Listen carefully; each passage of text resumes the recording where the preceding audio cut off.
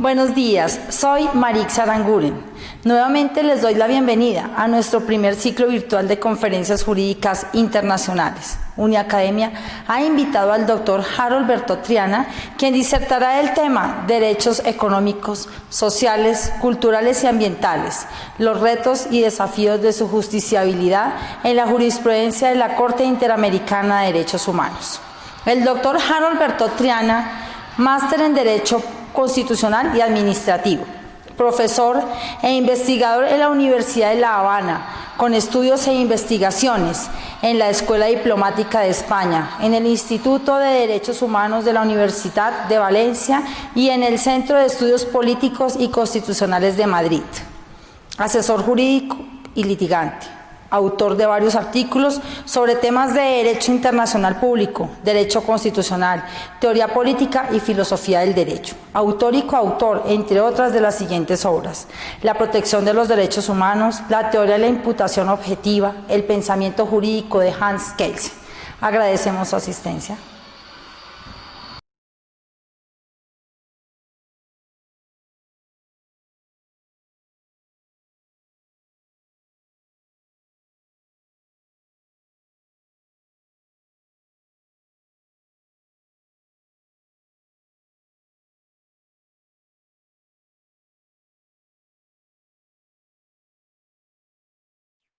Un saludo a todos, agradecer en primer lugar a Uniacademia por la invitación a participar en este primer ciclo internacional de conferencias jurídicas virtuales organizados por Uniacademia y en la que tengo el placer de participar con uno de los temas más candentes en el debate jurídico interamericano, como es el referido a la justiciabilidad de los derechos económicos, sociales, culturales y ambientales en la jurisprudencia de la Corte Interamericana de Derechos Humanos. Voy a dividir mi exposición en dos bloques fundamentales. En un primer lugar, referido a la justiciabilidad de los derechos económicos, el debate, el nivel de debate y cómo se ha desarrollado a grandes rasgos este tema en el derecho internacional general, para después caer ya de lleno en el aspecto de la Corte Interamericana, en el aspecto de los derechos económicos, de la justiciabilidad de los derechos económicos, sociales y culturales en la jurisprudencia de la Corte Interamericana de Derechos Humanos. Por tal razón, en cada uno de ellos pondré de forma sintética algunos de los elementos más relevantes que yo considero en esta exposición. Bueno, en un primer momento, tal vez, en esto que les refería de el nivel que tiene en el derecho internacional general esta discusión, tal vez uno de los grandes, o el foco se pone en el debate en dos aspectos fundamentales. Uno referido a la efectividad y la justiciabilidad de los derechos, la posibilidad de que sean efectivos y justiciables. Ya sabemos que el gran escollo en este sentido ha sido fundamentalmente considerar a estos derechos económicos, sociales y culturales no como verdaderos derechos, sino más bien como principios, aspiraciones y metas, que ha sido uno de los principales, insisto, escollos para que puedan considerarse justiciables y efectivamente mover toda la maquinaria institucional y normativa para ello. En cualquier caso, es cierto que se ha avanzado mucho en este ámbito al entender la interrelación, interdependencia e indivisibilidad que debe existir en los derechos humanos, tanto civiles y políticos, como los económicos, sociales y culturales. La Declaración y Plan de Acción de Viena, momentos fundacionales, digamos, del nuevo tiempo en materia de derechos humanos, aprobado por la Conferencia Mundial de Derechos Humanos el 25 de junio de 1993, cuyos antecedentes pudiéramos ubicar, por solo mencionar algunos ejemplos, la primera Conferencia Mundial sobre Derechos Humanos de las Naciones Unidas, celebrada en Teherán en 1968, y en el Acta Final de Helsinki, aportada por la Conferencia sobre la Seguridad y la Cooperación en Europa en 1975, pero también, digamos, en el debate que tuvo lugar en el marco de la adopción por la Asamblea General de la ONU en 1966 del pacto, tanto del Pacto Internacional de los Derechos Civiles y Políticos como el Pacto Internacional de los Derechos Económicos, Sociales y Culturales. En estos casos se sostuvo la idea de identificar dos categorías de derechos. Esto ha estado en la discusión durante mucho tiempo. Expresiones que no pueden verse al margen de la confrontación ideológica entre este y oeste que signó prácticamente la segunda mitad del siglo XX y que perfiló, digamos, toda la Guerra Fría sobre el tema de los derechos humanos, y cuya diferencia pasaba fundamentalmente por el matiz de la posibilidad o no de su aplicación inmediata. Nosotros tendríamos que decir que efectivamente esta discusión alcanza relevancia después de la Segunda Guerra Mundial. Y no por gusto, porque el derecho internacional hasta ese momento se ocupaba muy poco del individuo, de los derechos humanos. Habían expresiones, lógicamente, en algunos textos normativos, digamos, en temas de minoría en Europa y muchos otros, que tangencialmente tenían que ver, lógicamente, con los derechos de los individuos. Habían instituciones de derecho internacional que se ocupaban también, que tenían relación con los derechos humanos, digamos, como la protección diplomática, pero aún así, como en el propio caso de la protección diplomática, se consideraba y se sigue considerando derecho del Estado. Es decir, que el individuo estaba marginado en lo esencial de la protección y en esa, digamos, esa dimensión normativa e institucional que puede desarrollar el derecho internacional en este caso. ¿Cuándo se produce, digamos, esa explosión de los derechos humanos? Y cuando se empieza realmente a elaborar una dimensión normativa institucional en torno a los derechos humanos después de la Segunda Guerra Mundial. La Declaración Universal, yo creo que es un parteaguas, es una de las resoluciones de Naciones Unidas de más impacto en el orden interno de los estados y sobre todo en lo que constituyó para todo ese andamiaje institucional y normativo en la protección de los derechos humanos. Sin embargo, en el continente americano había que destacar, no hay duda, la Declaración Americana de los Derechos y Deberes del Hombre de 1948, aprobada en la 9ª Conferencia Internacional Americana en Bogotá, unos meses antes de la propia Declaración Universal de Derechos Humanos, que no tuvo reparos en incorporar tanto derechos políticos y civiles como aquellos definidos como derechos económicos, sociales y culturales. Ahora, la Convención Americana de Derechos Humanos de 1969, por su parte, redactada en una conferencia especializada interamericana convocada por Organización de Estados Americanos y que entró en vigor en 1978, digamos, fue fruto de ese espíritu divisivo entre los derechos humanos que había animado la elaboración de los dos pactos internacionales y la elaboración de la Convención Europea de Derechos Humanos, cuando se inclinó por recoger en su articulado únicamente los derechos civiles y políticos, aunque al menos en su artículo 26 estableció, y cito textualmente, que los Estados partes se comprometen a adoptar a nivel interno, como mediante la cooperación internacional, especialmente económica y técnica, para lograr progresivamente la plena efectividad de los derechos que se derivan de las normas económicas, sociales y sobre educación, ciencia y cultura contenidas en la Carta de la Organización de Estados Americanos, reformada por el Protocolo de Buenos Aires, en la medida de los recursos disponibles por vía legislativa u otros medios apropiados. Esto decía el artículo 26 de la Convención Americana. Ahora, esta ausencia de derechos económicos, sociales y culturales en el texto de la Convención y la remisión en contra de estos derechos en la normativa de la Carta de la OEA, los que a su vez debían alcanzar una plena efectividad de manera progresiva, mostró, no hay dudas, un panorama no alentador para protección y garantía de estos derechos en el continente americano. Un autor muy renombrado, Sado Trindade, expresaba con razón que el respeto a los derechos quedó desprovisto de un sistema eficaz de control. Y es cierto, es cierto. No obstante, un momento importante en esta materia aconteció el 17 de noviembre de 1988 en San Salvador, cuando fue adoptado en el 18º periodo ordinario de sesiones de la Asamblea General de la Organización de Estados Americanos el protocolo adicional a la Convención Americana sobre Derechos Humanos en materia de derechos económicos, sociales y culturales, conocido como Protocolo de San Salvador. Desde el mismo preámbulo se expresaba la consideración de la estrecha relación que debe existir en la vigencia de los derechos económicos, sociales y culturales y los derechos civiles y políticos. Y expresaba que estas diferentes categorías de derechos constituían un todo indisoluble que encuentra su base en el reconocimiento de la dignidad de la persona humana. Esto estaba muy bien. Sin embargo, el protocolo fue un poco más allá. Esto anteriormente que les comentaba, bueno, se reconocía también en las discusiones tanto de los pactos internacionales como en los sucesivos tratados que de alguna manera perfilaban este tipo de cosas, en las discusiones, en el debate académico. Sin embargo, es cierto que este protocolo fue un poco más allá, porque no solo recogió importantes derechos de contenido social, como el derecho al trabajo, los derechos sindicales, derecho a la seguridad social, derecho a la salud, un medio ambiente sano, a la alimentación, a la educación, etcétera, sino también estableció la posibilidad de que algunos de estos derechos se pudieran exigir directamente. Es decir, el cumplimiento de estos derechos se pudiera exigir directamente ante la Corte Interamericana de Derechos Humanos. Sin embargo, lo limitó a solo dos derechos. Es decir, la asociación sindical, los derechos relacionados con la asociación sindical del artículo 8.1a y el derecho a la educación del artículo 3. Con ello, el resto de los derechos contemplados en el protocolo no podían ser exigidos directamente para su cumplimiento por los individuos. Esto indudablemente introdujo un elemento de debilidad importante en el sistema de protección que se quería construir. Sin embargo, la concerniente a la Corte Interamericana, ya sabemos que desde sus inicios optó por desarrollar los derechos civiles sociales, los derechos sociales, por medio de los derechos civiles y políticos, recogidos en la Convención ante el déficit de una justiciabilidad directa de estos derechos económicos, como establecía el artículo 19.6 del Protocolo de San Salvador. Ejemplos concretos de ello lo encontramos, digamos, en el caso Villagrán Morales y otros, Niños de la Calle versus Guatemala,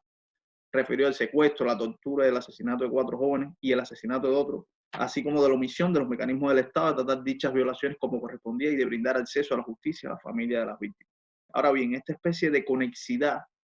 entre ambos derechos ha sido puesta en tela de juicio con argumentos nada desdeñables.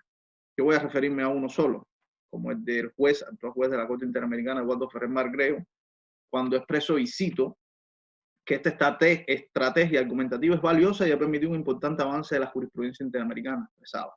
Sin embargo, el principal problema de esta línea argumentativa es que impedía un análisis a profundidad sobre el alcance de las obligaciones de respeto y garantía frente a los derechos sociales, como ha sucedido en diversas sentencias dictadas por el propio tribunal. No cabe desconocer en todo esto que el debate más crudo en torno a justiciabilidad, y ya lo advertiremos, de estos tipos de derechos en el sistema interamericano se ha planteado en torno al alcance de este artículo 26 en relación con el artículo 19.6 del Protocolo de San Salvador, es decir, el que permitía la exigibilidad directa en solo dos derechos, lo restringía a solo dos derechos. Por eso es que se habla en el ámbito jurisprudencial de que se está influido por barreras conceptuales ideológicas, una expresión que cita también Ferrer Margreo, que ha llevado a asumir varias líneas argumentativas. Por ejemplo, en el caso 5 pensionistas versus Perú de 28 de febrero de 2003, donde la Corte, al pronunciarse sobre el incumplimiento del artículo 26 de la Convención por el Estado peruano, por haber reducido el monto de pensiones de algunas personas, consideró, cito, los derechos económicos, sociales y culturales tienen una dimensión tanto individual como colectiva. Su desarrollo progresivo, sobre el cual ya se ha pronunciado el Comité de Derechos Económicos, Sociales y Culturales de las Naciones Unidas, se debe medir en el criterio de este tribunal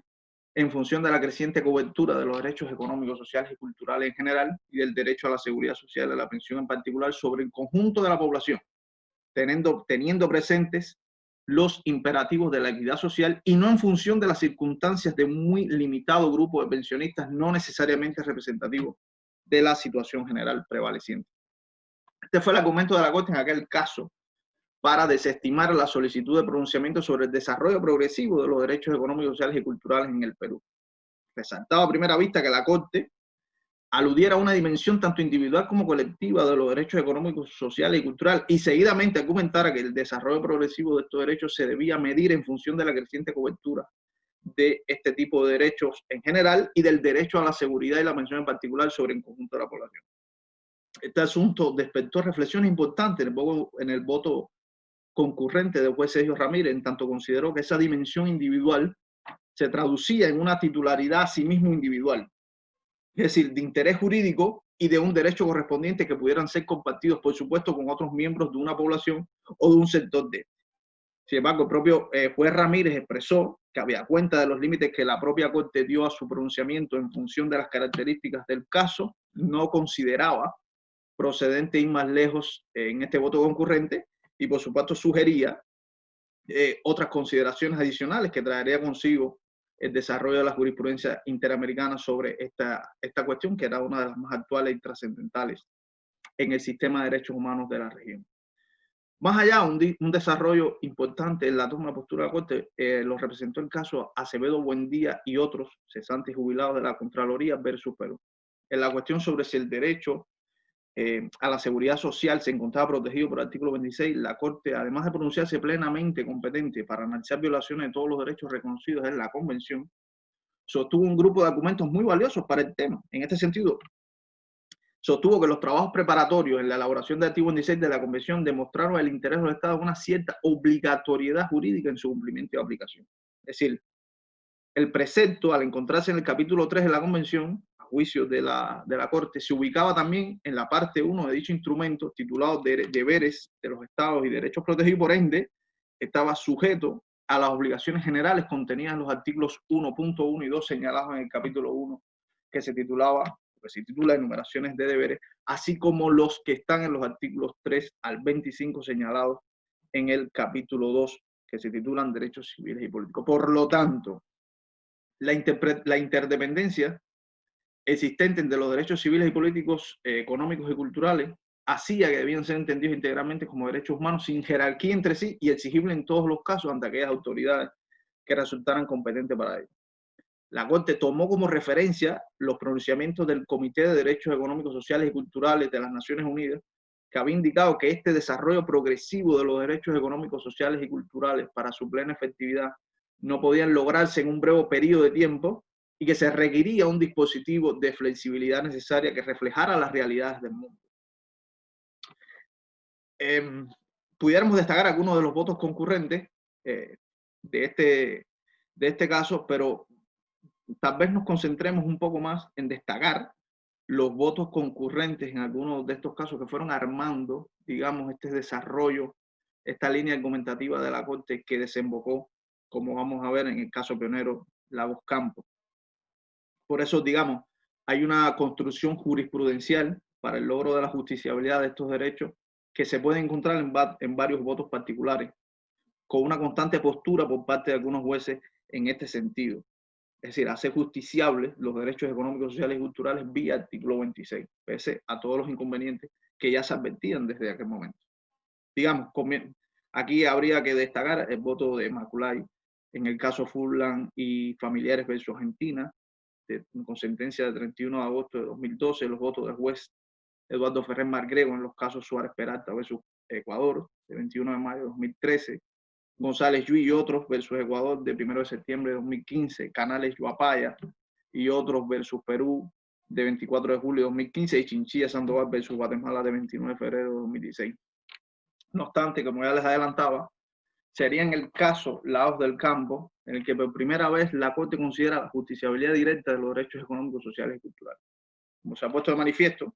ello fue posible por la llegada de jueces que se sumaron a esta visión, como Ventura Robles, Roberto Caldas, Elizabeth Odio Benito, Eugenio Zaffaroni y Pazmiño Freire. En este caso, la Corte examinó el alcance de un derecho laboral de conformidad con el artículo 26 de la Convención Americana y lo reiterar, entre otros, los argumentos sobre de independencia, indivisibilidad, si entienden, de este tipo de derecho. La Corte concluyó que con motivo del despido arbitrario del señor Lagos del Campo se le privó de su empleo y demás beneficios derivados de la seguridad social, ante lo cual el Estado peruano no tuteló el derecho a la estabilidad laboral en interpretación del artículo 26 de la Convención en relación con los artículos 1.1, 13, 8 y 16 de la misma, en perjuicio del señor Lagos del Campo. En tal sentido, después de haber señalado a la propia Corte que en la jurisprudencia anterior había establecido su competencia para conocer y resolver controversias relativas al artículo 26 de la Convención Americana como parte integrante de los derechos enumerados en la misma, respecto de los cuales el artículo 1.1 confería obligaciones generales de respeto y garantía a los derechos, del mismo modo que había dispuesto importantes desarrollos jurisprudenciales en la materia a la luz de diversos artículos convencionales. Pero no hay duda que con esta sentencia se desarrolla y concreta una condena específica por la violación del artículo 26 de la Convención Americana sobre Derechos Humanos, dispuesto en el capítulo 3 titulado Derechos Económicos, Sociales, Culturales de este tratado. Ahora, me voy a referir puntualmente a algunas de las polémicas que en el seno de la Corte se suscitó por este cambio jurisprudencial de la Corte al hacer justiciable este tipo de derechos vía artículo 26. Hay un gran debate y tal vez pudiéramos ubicarlo en dos posiciones fundamentales. Dos posiciones fundamentales, una que representan, digamos, los jueces Hernán Sierra Porto y Eduardo Bío Grossi, que han sido los más activos en declarar su disconformidad con esta línea mantenida por la Corte, en varios de sus votos particulares, en varios de los casos que después se sucedieron de Lagos Campos, y que pudiéramos resumir algunas de sus posiciones en la siguiente, porque de alguna manera marcan, ¿no?, también algunos de los derroteros, algunos de los elementos o componentes de debilidad de esta línea jurisprudencial que ha asumido la Corte. Entre ellos, digamos, se ha destacado por este grupo de jueces que yo sintetizo de alguna manera, han destacado que este artículo 26 solo contempla una obligación de hacer de los estados, no de resultados. Es decir, adoptar providencias tanto a nivel interno como mediante la cooperación internacional, especialmente económica y técnica, para lograr progresivamente la plena efectividad de los derechos que menciona. Entonces, a juicio de estos jueces, no reconoce derechos. Es decir, el artículo 26, a juicio de estos jueces, no reconoce derechos, sino que dispone la obligación de los estados de desarrollar progresivamente ciertos derechos precisamente por no ser plenamente efectivos. De este modo, el artículo condiciona el cumplimiento de la mencionada obligación de hacer a la medida de los recursos disponibles. Es decir, refuerza la idea de que no se trata de una obligación de resultado. Por su parte también se refiere que este artículo 26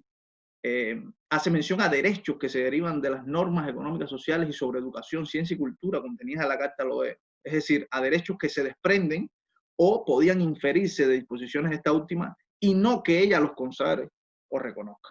En igual sentido, se insistía que de una lectura de la Carta se podía concluir que esta tampoco contenía un catálogo de derechos subjetivos claros y precisos, sino que por el contrario, se trata de un listado de metas y expectativas que persiguen los estados de la región, lo cual dificulta vislumbrar cuáles son los derechos a los que se hace mención en el artículo. Es decir,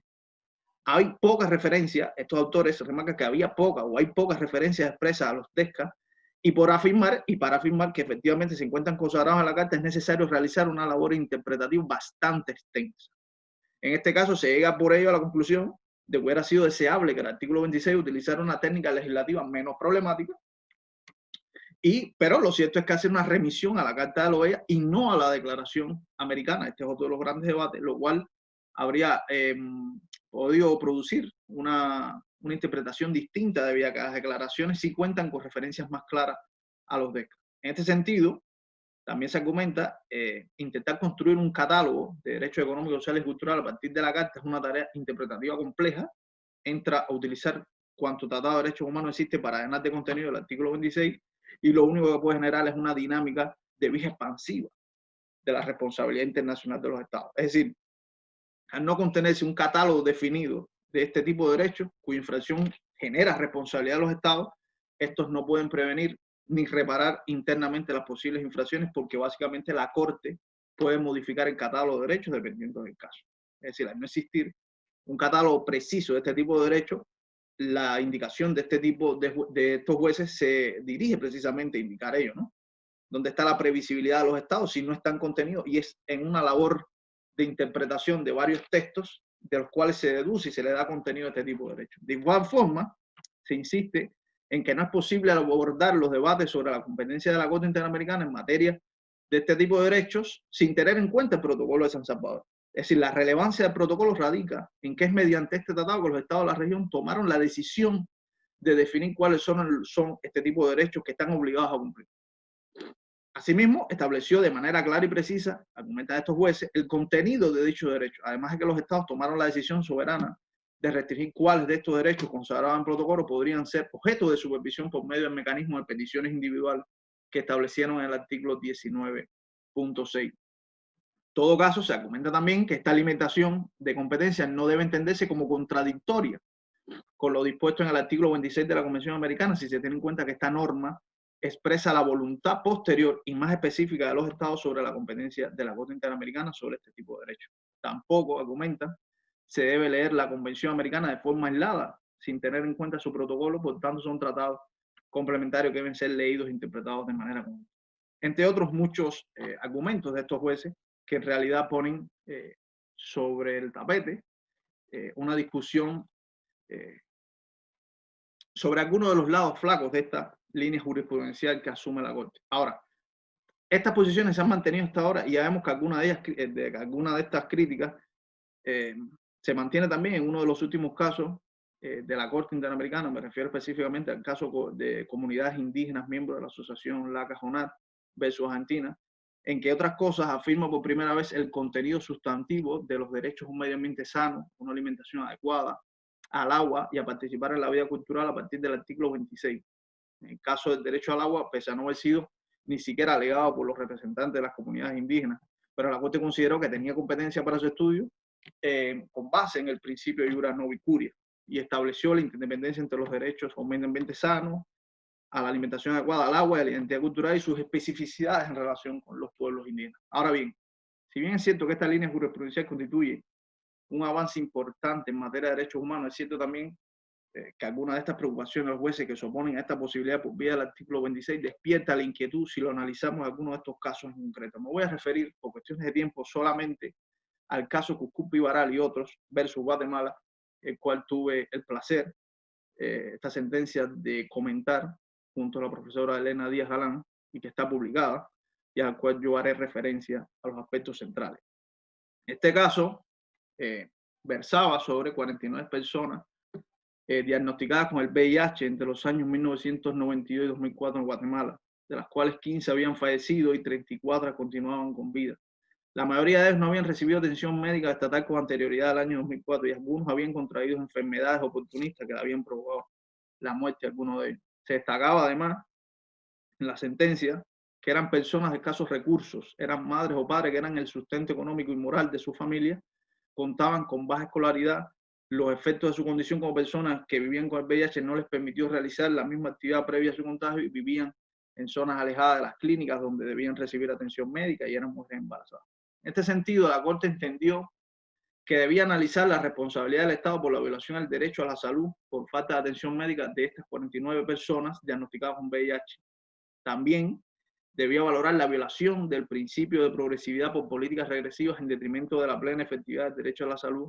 así como la violación de los derechos a la integridad personal y a la vida de estas personas, y también la violación de los derechos a las garantías judiciales y protección judicial efectiva por un fallo de la Corte de Constitucionalidad en perjuicio de 13 de estas personas, así como la violación del derecho a la integridad personal de los familiares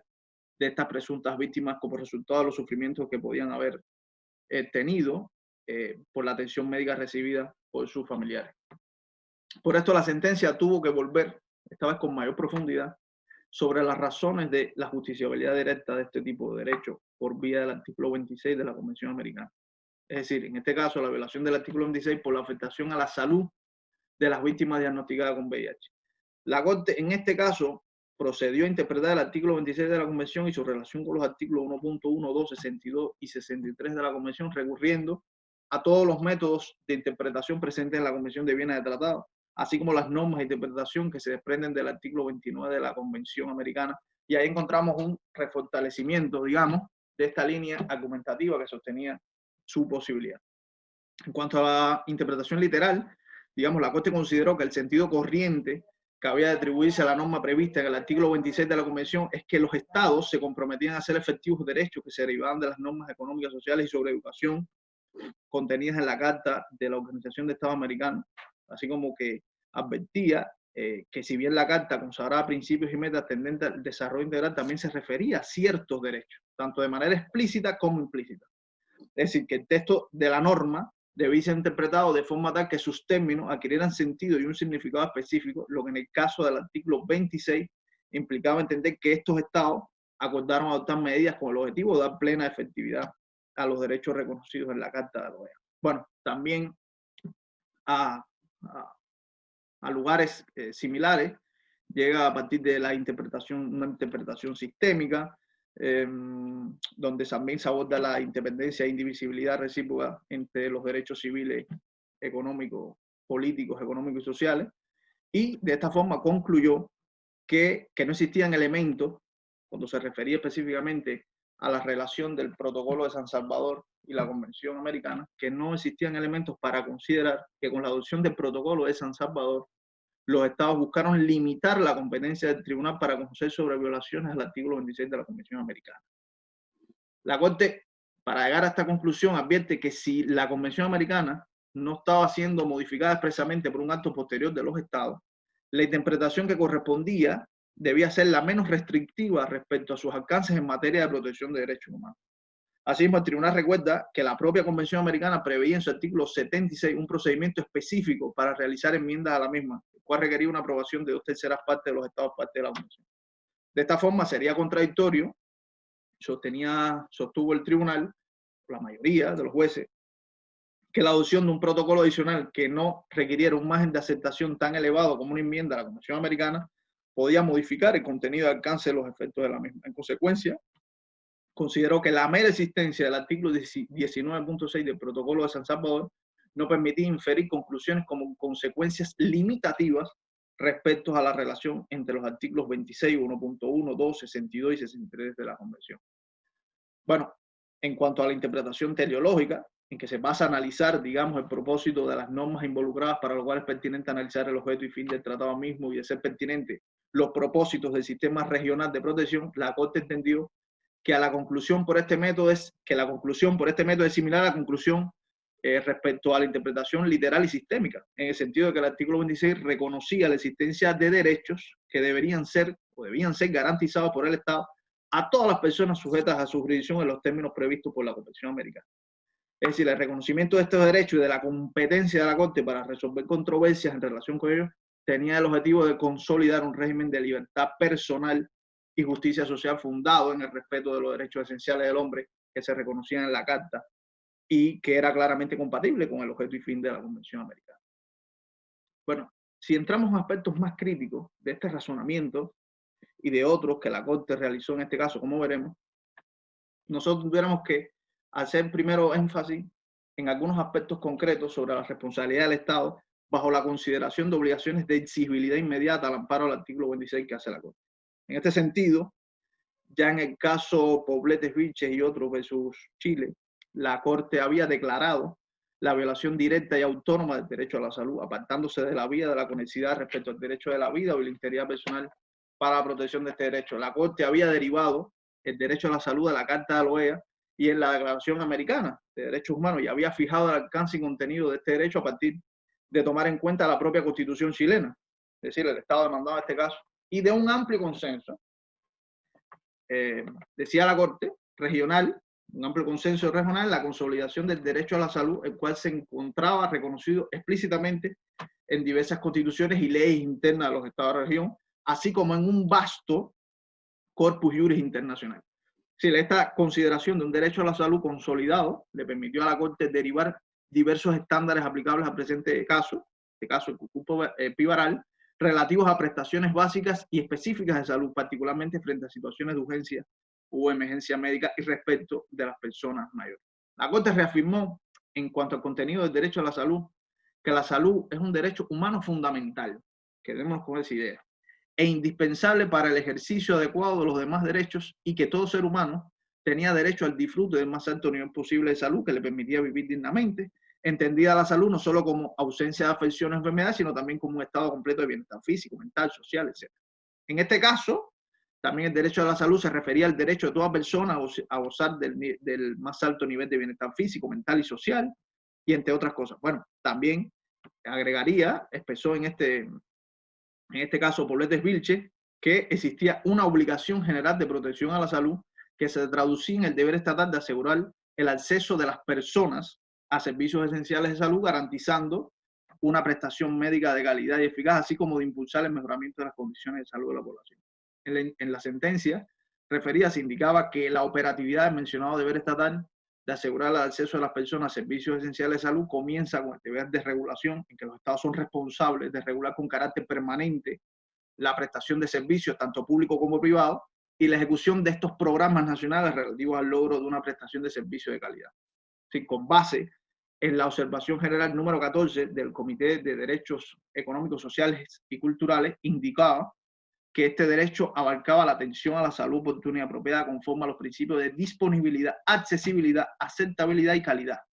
donde el cumplimiento de la obligación del Estado de respetar y garantizar este derecho debía dar especial cuidado a los grupos vulnerables y marginados y debería realizarse de conformidad con los recursos disponibles de manera progresiva y de la legislación nacional aplicable. Esto, insisto, de conformidad con la observación general número 14 del Comité de Derechos Económicos, Sociales y Culturales. No obstante, la Corte había notado que el derecho a la salud debía ser garantizado y protegido por el Estado, tomando en cuenta que se derivan del artículo 26 de la Convención algunos aspectos de exigibilidad inmediata y otras que demandaban un actuar de carácter progresivo por el Estado. Se partió de reiterar la naturaleza y alcance de las obligaciones que se derivaban de la protección de este derecho a la salud, que se identificaban aspectos con una exigibilidad inmediata y otras con un carácter progresivo. En este caso, la exigibilidad inmediata haciendo referencia a que los estados debían adoptar medidas eficaces a fin de garantizar el acceso sin discriminación a las prestaciones reconocidas para el derecho a la salud. En tanto, las obligaciones de carácter progresivo se refiere a que los estados partes tienen la obligación concreta y constante de avanzar lo más expedita y efectivamente posible hacia la plena efectividad de dicho derecho en la medida de sus recursos disponibles por vía legislativa u otros medios apropiados. Es decir, la Corte parte de entender de que se derivaban dos obligaciones de este artículo 26, una de civilidad inmediata y otra de carácter progresivo. Ya había puntualizado, es bueno insistir, en Pobletes Viche y otros versus Chile, que la realización progresiva significaba que los estados partes tenían la obligación concreta y constante de avanzar lo más expedita y eficazmente posible hacia la plena efectividad de los DESCA, pero no debía interpretarse en el sentido de que durante su periodo de implementación dichas obligaciones se privaban de contenido específico, es decir, lo cual tampoco implicaba que los estados podían aplazar indefinidamente la adopción de medidas para hacer efectivos estos derechos en cuestión, máxime luego de casi 40 años de entrada en vigor del sistema interamericano. A esto sumaba la Corte, que se imponía, por tanto, la obligación de no regresividad frente a la realización de los derechos alcanzados. En relación con las obligaciones de carácter inmediato, expresamente la Corte insistía en que estas consisten en adoptar medidas eficaces a fin de garantizar el acceso sin discriminación a las prestaciones reconocidas para cada derecho. Es decir, dichas medidas debían ser adecuadas, deliberadas y concretas en aras de la plena realización de tal derecho. Estos aspectos se puntualizan posteriormente en la sentencia respecto a las obligaciones específicas que surgen de acuerdo a los estándares sobre el derecho a la salud aplicable a personas que viven con el VIH. En este sentido, concluyó la Corte que el derecho a la salud de las personas que viven con el VIH incluye el acceso a bienes de calidad, servicios e información para la prevención, tratamiento, atención y apoyo de las infecciones, incluida la terapia antirretrovírica y otros medicamentos, pruebas diagnósticas y tecnologías realizadas seguras y eficaces, etc. De esta manera, y siguiendo la secuencia lógica de esta sentencia, los mencionados estándares sobre el derecho a la salud aplicable a personas que viven con VIH constituyen un baremo que hemos visto bastante amplio, de las obligaciones que el Estado está llamado a cumplir de manera inmediata mediante la adopción de medidas eficaces. Así, después de comprobar que el Estado había cumplido con la primera obligación que se desprendía del deber de garantizar el derecho a la salud, cuando el Estado había regulado adecuadamente la protección al derecho a la salud para personas que viven con VIH en Guatemala, pasó directamente a verificar si el Estado había cumplido con su deber de garantía del derecho a la salud para estas presuntas víctimas del caso antes del año 2004 y con posterioridad a ese año. En esta medida que la Corte, respecto a las obligaciones exigibles de forma inmediata que se deriva para el Estado en la protección de este derecho, entiende por probado en este caso que antes del año 2004 las presuntas víctimas no recibieron ningún tipo de tratamiento médico estatal o que este fue eficiente para atender su condición como personas que viven con el VIH, y concluyó, en consecuencia, que el Estado era responsable por la violación al deber de garantía del derecho a la salud de conformidad con el artículo 26 de la Convención Americana en relación con el artículo 1.1. Sí, también pudo acreditar el acceso irregular, nulo, inadecuado a antirretrovirales, la falta de acceso a pruebas periódicas, etc. Interesa destacar, no obstante, que esta derivación que realiza la Corte del artículo 26 de las obligaciones inmediatas de carácter progresivo, a tono con la idea de obligaciones básicas del Estado, de que el Estado no puede justificar su incumplimiento establecidas en las observaciones del Comité de Derechos Sociales, Económicos y Culturales, que desconecta la exigencia de adoptar medidas eficaces en el caso de las obligaciones de incidencia inmediata con la disponibilidad de recursos de cada Estado. Aspecto a tomar en cuenta para todas las obligaciones de cumplimiento progresivo y supone un paso de extraordinaria importancia a la vez que no deja de suscitar algunas inquietudes. No entraremos a discutir en este momento un aspecto que viene central y clave en este tema y que podemos ubicar en la pregunta sobre el modelo de sistema de salud más adecuado para el cumplimiento, aunque sea de los contenidos mínimos de este derecho a la salud, que la Corte omite en la sentencia, como bien ha expresado algunos autores. Más bien, alguien ya se ha pronunciado porque también, tanto en el caso Pobletes Viche como en Cuscupo y Baral, se fijan los contenidos relevantes del derecho a la salud sin distinguir los contenidos esenciales, ello a los efectos de distinguir la exigencia inmediata o progresiva de las obligaciones en esta materia. En este sentido, se puede ir incluso más allá, porque resulta problemático que con la exigencia al Estado de adoptar medidas eficaces para garantizar el acceso sin discriminación a las prestaciones reconocidas para el derecho a la salud, y que la Corte relaciona, como hemos visto para el presente caso, con estándares muy concretos, definidos y bastante amplios, no se está exigiendo ya pasar el umbral de la plena efectividad de este derecho, cuya realización sí se relaciona con obligaciones de carácter progresiva, en las que se requiere tomar en cuenta la disponibilidad de los recursos del Estado. Si se analiza detenidamente este razonamiento de la Corte y en la forma que lo relaciona con el caso en concreto, podríamos preguntarnos si no se relaciona ya en verdad la eficacia en las medidas con aspectos concretos de la plena efectividad. Es decir, si no implica ya exigir por medio de estas obligaciones inmediatas un estado de cierta plenitud en la efectividad de este derecho, aunque se refiera a casos individuales como el presente. Pareciera en verdad que la Corte está exigiendo ya con carácter inmediato, instantáneo, el cumplimiento grosso de la obligación general de protección a la salud, que se traduce prima facie en el deber estatal de asegurar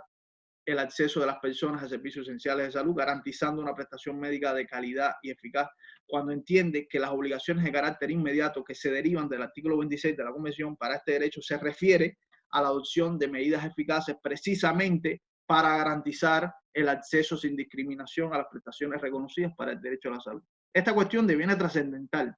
porque la consideración de obligaciones de carácter inmediato a cumplir por el Estado que se derivan del artículo 26 de la Convención para garantizar derechos como el derecho a la salud tiene que ver con una concepción del papel de la Corte y su función en los problemas estructurales de América Latina, que coloca a los Estados parte de la Convención en una posición de igualdad para cumplimiento de estas obligaciones inmediatas, cuando en realidad no lo son,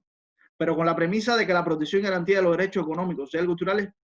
prevalece a toda costa sobre otras consideraciones o razonamientos que tomen en cuenta argumentos como los recursos disponibles por los Estados, las particularidades internas de estos grados de desarrollo de uno y otro, la posibilidad o no de dar efectividad a estos derechos, incluso en planos tan elementales y básicos como garantizar el acceso a todas las personas sin discriminación a una atención médica. En el seno de la Corte, estas preocupaciones, digamos, estuvieron presentes en el voto parcialmente disidente del juez Hernán Sierra, quien con la preocupación de que la Corte concibiera el derecho a la salud como un derecho fundamental, indispensable e instrumental para el ejercicio de los demás derechos humanos, derivó por tanto de esa afirmación que es de obligatorio cumplimiento por parte de los Estados que suscribieron este instrumento internacional y ellos se plasman el deber estatal de asegurar el acceso de las personas a servicios esenciales de salud, lo que considera este juez que no resulta razonable, y cito, puesto que es demasiado genérica y no toma en línea de consideración los distintos contextos, sus peculiaridades, la realidad de los debates que se fueron desarrollando en cada uno de esos estados, los diferentes diseños de los sistemas jurídicos y no constitucionales nacionales, o simplemente las posibilidades reales de hacer efectivos esos enunciados. Lo anterior, precisa el juez, adquiere mayor relevancia si se considera que el artículo 26 únicamente se refiere a un objetivo de lograr progresivamente la plena efectividad de los derechos que se derivan de las normas económicas, sociales, sobre educación, ciencia y cultura en la medida de los recursos disponibles y no hace alusión a ninguna obligación de carácter instantáneo mediante la cual se estaría igualando o equiparando la posición en la cual se encuentra cada uno de los estados para cumplir plenamente e instantáneamente con este tipo de derechos. Precisamente, acotaba el juez, el espíritu y la idea que anima esta disposición de la Convención es que no todos los estados se encuentran en la misma posición de cumplir con esos derechos y que deben tomarse en cuenta sus circunstancias internas particulares y sus posibilidades efectivas a la hora de seguir su puesta en práctica. De este modo, al afirmar la existencia de obligaciones inmediatas en un artículo que prima facie fue concebido en sentido progresivo, no solo se podrá justificar con el criterio de la disponibilidad de los recursos, sino que tampoco puede colegirse del articulado de la Convención. Sí, los principios y reglas de la responsabilidad internacional establecen que sería la norma primaria, en este caso la Convención, la encargada de determinar si incumplimiento de la obligación demanda incumplimiento de requisitos adicionales, como el dolo o la culpa, por poner algún ejemplo. Sí, la existencia de algún supuesto que puede exonerar o justificar al Estado y así relativizar el contenido objetivizado de la responsabilidad por medio del artículo 26 con la determinación de obligaciones inmediatas en materia de derechos humanos. De esta manera, el Estado siempre será responsable, aunque pueda justificar y demostrar que empleó todos sus recursos disponibles para adoptar las medidas eficaces y que realizó todos los esfuerzos a su alcance en la realización de un derecho, aunque sea de los elementos mínimos, sin que haya alcanzado al menos brindar a 1% de la población acceso básico. La Corte con ello no se plantea la pregunta de si puede ser ponderado, aunque en el otro lado de la balanza se encuentra el ser humano, establecer la existencia de obligaciones inmediatas de tamaño y envergadura, sin la posibilidad de evaluar precisamente la capacidad de adoptar medidas eficaces para garantizar el acceso sin discriminación a estas prestaciones reconocidas para cada derecho. Es decir, al margen de una evaluación de la capacidad y disponibilidad de un Estado, que por poner un ejemplo concreto, sea subdesarrollado y se encuentre bajo un régimen de medidas coercitivas unilaterales de carácter económico y que por tales razones no haya podido garantizar el derecho a la salud de un grupo vulnerable, a pesar de que pueda demostrar que puso todos los recursos a su disposición y tomó todas las medidas a su alcance para evitar. En el presente caso que estamos comentando, y en virtud de obligaciones de carácter inmediato que no admiten justificación por el Estado de ningún tipo ante su cumplimiento,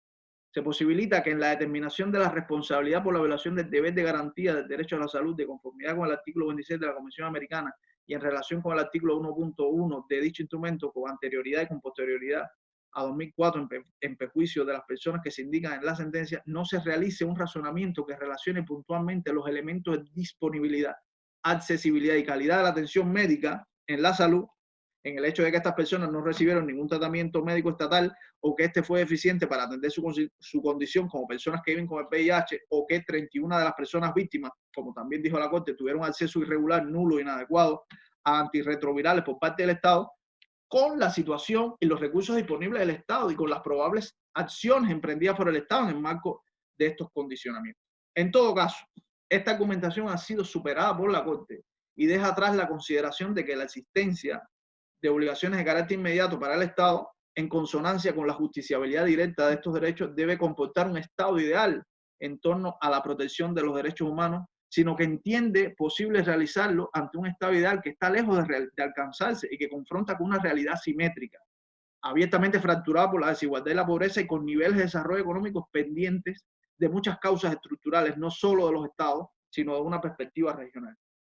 No es difícil advertir que en este activismo de la Corte, en una situación tan problemática para hacer avanzar la justiciabilidad directa de este tipo de derechos, sobre todo por las obligaciones que asumen los Estados, no solo con el contenido normativo de la Convención, sino también con la jurisprudencia de la Corte de aplicación directa y erga omnes, es una concepción sobre el rol que puede jugar el derecho y las instituciones judiciales internacionales en las transformaciones de la sociedad para superar estas deficiencias, pero que no dejan de despertar algunas inquietudes, como las que ya hemos expuesto. Ahora, en torno a la responsabilidad del Estado bajo la consideración de obligaciones de carácter progresivo. Ya hemos visto que del artículo 26 se derivaban dos, a juicio de la Corte, de sensibilidad inmediata y aquellas de carácter progresivo. Bueno, el artículo 26 para la Corte, ya hemos dicho, consagraba estos dos tipos de derechos, pero a ver cómo lo concebía en este caso de Cuscuppi y Baral, al cual le haremos brevemente una crítica. Bueno, en estas obligaciones de carácter progresivo del artículo 26, la Corte señala que de ella se desprende una obligación de hacer y una obligación de no regresividad como dos obligaciones que parece ganan cuerpo y contenidos propios. Precisamente la Corte consideró responsable al Estado por el incumplimiento de una obligación de hacer y no por cumplir la obligación de no regresividad y no por incumplir la obligación de no regresividad. Respecto a esta última, la Corte señaló que no podía constatarse la existencia de medidas regresivas, pues en todo caso el Estado había promulgado leyes y decretos, acuerdos gubernativos, protocolos de atención, convenios de cooperación y manuales, y un aumento progresivo del presupuesto asignado para el combate al VIH desde el año 2004 hasta el año 2017, así como la adopción de otras medidas de política pública encaminadas a lograr una mayor protección de la población. Ahora, en cuanto a las obligaciones de hacer, la Corte consideró que la dimensión progresiva de estos derechos, si bien reconoce una cierta gradualidad para su realización, también incluye un sentido de progreso, que requiere la mejor efectiva de las condiciones de goce y ejercicio de estos derechos, de forma tal que se corrijan las desigualdades sociales y se facilite la inclusión de grupos vulnerables. Ello es la base para sostener que la obligación de realización progresiva, cito, prohíbe la inactividad del Estado en su tarea de implementar acciones para lograr la protección integral de los derechos, sobre todo en aquellas materias donde la ausencia total de protección estatal coloca a las personas ante la inminencia de sufrir un daño en su vida o su integridad personal. Entendiendo que dentro de estas personas, ante la inminencia de sufrir un daño a su vida o su integridad personal, se encontraban las personas que viven con el VIH y que no recibían atención médica adecuada,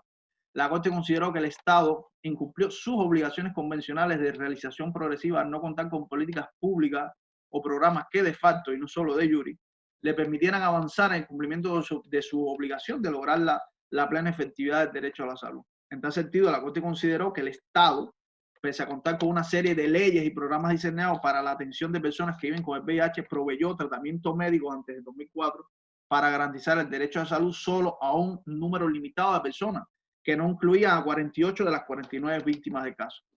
A juicio de la Corte, esta inactividad por parte del Estado constituye un incumplimiento de las obligaciones estatales de carácter progresivas establecidas, por lo que el Estado resultaba responsable de esta violación al principio de progresividad contenido, como hemos dicho, en el artículo 26 en relación con el artículo 1.1. En su voto parcialmente disidente, el juez Sierra Porto mostró su desacuerdo con el razonamiento anterior porque, a su juicio, cito, si se aceptara ese razonamiento como válido, se estaría cambiando la naturaleza de la obligación de progresividad por otra, bien diferente, que sería la obligación de cumplir con un plazo razonable para implementar un derecho económico, social o cultural como el derecho a la salud. Sin embargo, ya hemos visto que la Corte, para alcanzar esta conclusión, parte de considerar la posibilidad de que el Estado sea responsable del principio de progresividad del artículo 26 a partir de entender dos obligaciones en su seno bien diferenciadas. Es decir, no solo cuando se constate la obligación, la violación de la obligación de no regresividad, sino también cuando se constata la violación de la obligación de hacer, en este caso por inactividad del Estado. En este caso, somos del criterio que la Corte, no obstante, parece desligarse argumentativamente en el marco del principio de progresividad de atender únicamente en el cumplimiento de esta obligación las circunstancias particulares de la legislación y los recursos disponibles del Estado. Y no porque no se refiera, aunque de forma escueta, a este asunto. Para la Corte, el Estado no solo promulgó una serie de disposiciones normativas respecto al asunto, sino que ha aumentado progresivamente el presupuesto asignado para el combate al VIH, como ya hemos referido, y ha adoptado medidas de políticas públicas encaminadas a lograr una mayor protección de la población a juicio de la Corte. Sin embargo, el razonamiento que hace la Corte pasa a un segundo nivel. Es decir, para valorar si se viola o no el principio de progresividad, se debe acudir a tomar en consideración las políticas o programas de facto, y no solo de jure, en cuanto a si permite avanzar en el cumplimiento de su obligación de lograr la plena efectividad del derecho a la salud, y así lo remata. Esto, por supuesto, le permitió afirmar que, a pesar de contar con una serie de leyes y programas diseñados para la atención de este tipo de personas, no proveyó, cito, tratamiento médico antes del año 2004 para garantizar el derecho a la salud de dichas personas, salvo para atender un número limitado de personas, confiando esta tarea a la acción de organizaciones no gubernamentales. Pero entonces cabe preguntarse algo. Esto nos suscita algunas interrogantes. ¿Puede valorarse la ausencia de políticas y programas de facto sin una evaluación, aunque sea demostrativa, de los recursos disponibles del Estado más allá de que se reconozca de jure? ¿Puede obviarse en la argumentación si ese aumento progresivo de presupuesto asignado para el combate del VIH que reconoce la Corte puede cubrir la implementación fáctica de estos programas? No se trata precisamente de tomar en cuenta para la determinación sobre cuándo el Estado ha incumplido con este deber, como la misma Corte recuerda, no solo las circunstancias particulares de la legislación de un Estado, sino también los recursos disponibles. Puede únicamente evaluarse la pertinencia de los recursos que dispone un Estado con la lacónica frase de que ha aumentado progresivamente el presupuesto asignado para el combate al VIH desde el año 2004 hasta el año 2017. ¿Es indicativo esto de que el Estado contaba con todos los recursos disponibles para poder implementar de facto los programas que de jure se reconocían? Si estas cuestiones no se toman en cuenta y no se conecta la ausencia de políticas públicas y programas de facto con una evaluación que sea demostrativa, insisto, de los recursos disponibles del Estado, según nuestro criterio, se estaría cambiando la exigencia de cumplimiento progresivo de esta obligación por una exigencia de cumplimiento inmediato bajo el ropaje de inactividad del Estado, que puede resultar tautológica con la exigencia contenida en las obligaciones ya referidas con anterioridad. Ese es el sentido en que la Corte, pese a constatar que el Estado contaba con una serie de leyes y programas diseñados para la atención de personas que viven con el VIH, consideró responsable al Estado, sin decir más, por la inacción en proveer tratamiento médico antes del año 2004 a 48 de las 49 víctimas del caso. En cualquier caso, esta línea jurisprudencial representa, con todos estos inconvenientes, un enorme paso de avance en la protección de los derechos económicos, sociales, culturales y ambientales. Somos de ese criterio. Ello indudablemente permitirá a las supuestas víctimas invocar la responsabilidad del Estado, ya sea por inactividad estatal o por la existencia de medidas regresivas atribuidas al Estado. Sin embargo, insistimos, no está exento de enormes desafíos para hacer operativa su justiciabilidad. El propio juez Ferrer Macreo, uno de los líderes, digamos, de este impulso jurisprudencial, en su uso razonado en este presente caso, Cucumpi Baral, comentaba los retos metodológicos para evaluación de la política estatal en esta materia, para demostrar que el Estado efectivamente adoptó medidas regresivas que afecten la realización de estos derechos, así como para aportar todo el material probatorio que atribuyan una inacción y una medida regresiva no justificada. En cualquier caso, es verdad que el reconocimiento de derechos, la posibilidad de hacerlo justiciable, no solo en el plano interno, sino también en el plano supranacional, con una mayor exigencia de obligaciones para los Estados, en la idea de crear un sistema interamericano fuerte en torno al reconocimiento, protección y garantía de estos derechos, se entienden como vehículos de cambio de esta dura realidad que vive América Latina, que está bajo la concesión de que mientras peor sea el escenario, el derecho tiene un rol más importante en su transformación, en revertir las situaciones y encaminar hacia la justicia social. Es una perspectiva muy activa sobre el rol del derecho y del sistema interamericano ante los graves problemas de desigualdad y pobreza que vive América Latina. Es una línea jurisprudencial, insistimos, que tiene que desarrollarse en un escenario complejo para la efectividad de este tipo de derechos, porque su análisis global se inserta en complicadas relaciones estructurales a nivel regional y global en lo económico, político e ideológico para su cumplimiento. La región atraviesa en la actualidad, sinteticémoslo así, problemas estructurales serios para el cumplimiento de los derechos sociales, económicos y culturales. Así da cuenta, por poner un ejemplo, el informe sobre el panorama social de América Latina preparado por la Comisión Económica para América Latina y el Caribe, CEPAL, de 2018. Así también lo ponía de manifiesto el segundo informe anual de la Relatoría Especial sobre Derechos Económicos, Sociales, Culturales y Ambientales de la Comisión Interamericana de Derechos Humanos de 2018, con un agravamiento indiscutible en estos tiempos de pandemia. No obstante, se ha subrayado por algunos autores como Flavia Piovenza la labor de la jurisprudencia interamericana como elemento movilizador en la formulación de políticas públicas, en la lucha de sectores de la sociedad civil por reivindicaciones sociales. Se habla incluso de que en este diálogo profundo entre el sistema interamericano y la sociedad civil, esta última gana legitimidad social gradual y creciente empoderamiento, de modo que la fuerza motriz del sistema interamericano ha organizado a la sociedad civil a través de una transnational network para llevar a cabo litigios estratégicos exitosos, como también apuntaba Piovenza. Es decir, esta jurisprudencia en el ámbito de los derechos económicos, sociales y culturales y ambientales no solo representa ampliar el ámbito tuitivo de aquellas personas que producto de modelos de sociedad erigidos en la desigualdad y la indiferencia son marginados y padecen la vulneración constante y reiterada de sus derechos, sino que dará voz y presencia a grupos marginados, invisibilizados en la sociedad con mayor presencia ante este sistema para el reclamo de sus derechos. En síntesis, la jurisprudencia en materia de derechos sociales, económicos, culturales y ambientales de la Corte Interamericana tendrá, como en otras materias, un indudable impacto en el seno de los estados. No es desconocido que estamos asistiendo a un proceso de interamericanización, como un proceso de inserción de los estándares de la Corte Interamericana a nivel interno, que se manifiesta en reformas constitucionales y legislativas, así como en la adopción de políticas públicas, como ha expresado también Mariela Morales, y que ha ido encontrando no solo fundamentos constitucionales, sino también bases convencionales y mecanismos como el control de convencionalidad para garantizar este proceso de interamericanización.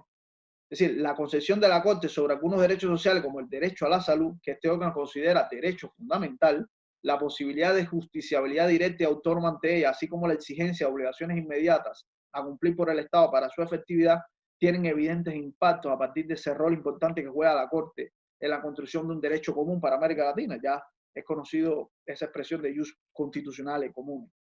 En algún momento también Flavia Piovenza se refería a los desafíos en la afirmación de un jus comune en materia de derechos económicos, sociales y culturales, y que yo hago mía también, en este caso, es decir, promover una amplia ratificación de los tratados internacionales de protección de los derechos humanos de la ONU y de la OEA, fortalecer la incorporación en el orden jurídico doméstico de los tratados de derechos humanos con estatus privilegiado, incentivar una cultura jurídica orientada por el control de convencionalidad de las leyes, fomentar programas de capacitación para que los poderes legislativos, ejecutivo y judicial apliquen los parámetros internacionales de protección en materia de derechos sociales, asegurar el reconocimiento de los derechos sociales como derechos humanos fundamentales en el orden constitucional, con la previsión de instrumentos y recursos constitucionales que garanticen su justiciabilidad, garantizar una prioridad presupuestal para la implementación de los derechos sociales, aplicar indicadores para evaluar la progresividad en la aplicación de derechos sociales, impulsar el componente democrático en el proceso de implementación de los derechos sociales y fortalecer, muy importante, el principio de la cooperación internacional en el tema de los derechos sociales, así como avanzar en el diálogo vertical y horizontal de jurisdicciones, aspectos en los cuales coincidimos con Piovenza. Es decir, un reto evidente es que la Corte debe ir desarrollando y consolidando gradualmente el catálogo de derechos sociales, económicos, culturales y ambientales y su contenido en la medida en que tenga que pronunciarse sobre el tema, y ello no es menos cierto que puede crear una cierta imprevisibilidad inicial para los estados en la convención que no cuenta con un catálogo preciso de esto y de sus contenidos como ya está ocurriendo. En esta interpretación que busca encontrar lo que de inicio no se pensó, tendrá que pasar por encima, al menos por el momento, de toda racionalidad que pueda brindar la certeza y la previsibilidad para lograr reafirmar una línea jurisprudencial que con su constancia recomponga y dote de seguridad, si cabe, a una de las partes involucradas en el contencioso. Es posible advertir esas sospechas en palabras del propio Eduardo Ferrer Margreo, cuando a la hora de evaluar la evaluación del principio de progresividad del artículo 26 se pronunció porque sería un reto para la Comisión y los representantes de las víctimas, cito, demostrar que el Estado efectivamente adoptó medidas regresivas que afectan la realización de uno o varios derechos protegidos por el artículo 26 de la Convención Americana, que implicará la formulación de argumentos que demuestren el reconocimiento implícito o explícito de un derecho reconocido vía artículo 26 del Pacto de San José. Con ello, he querido dar un panorama sintético de los principales retos y posibilidades, así como de los fundamentales hitos que yo puedo identificar en el desarrollo de esta línea jurisprudencial de la Corte Interamericana en su jurisprudencia sobre los derechos económicos, sociales y culturales. Es un tema que da para mucho más. Mi objetivo ha sido solo exponer algunos, insisto, de los elementos fundamentales para poder generar debate y poder, lógicamente, tener otro punto más de vista sobre esta cuestión. Con un saludo me despido y muchas gracias.